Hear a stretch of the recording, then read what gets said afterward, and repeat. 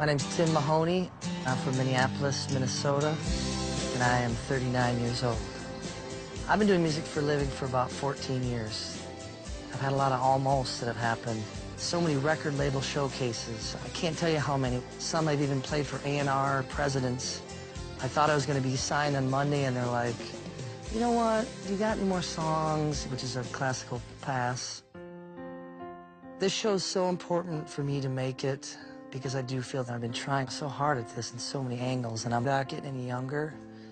I feel like this is my last shot. If you ever you change your mind, ooh, about leaving, you're leaving me behind. But won't you bring it to me? You bring all your sweet loving. You bring it on home to me, yeah. That's my boy right there. He went in quick. You raise it. Some more that's true. Oh, that ain't all. All I do for you. Won't you bring it to me? You bring all your sweet loving. Oh, you bring it on home to me, yeah. Oh, yeah. You know I always be a slave. I'll say it till I'm buried. Oh, buried in my grave. Won't you bring it to me? Or you bring your sweet loving. You bring it on home to me, say yeah.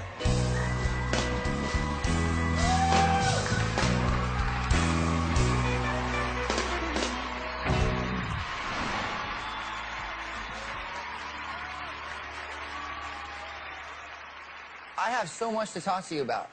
It's gonna get a little weird for a second before it gets normal again. Don't be insulted by this. I thought you were a chick. I thought you were gonna be a girl when I turned around, and I've heard that about my voice a lot. I thought you were gonna be a girl.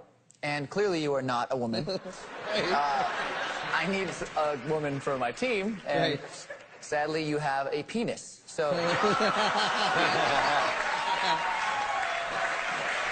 which is cool. Right.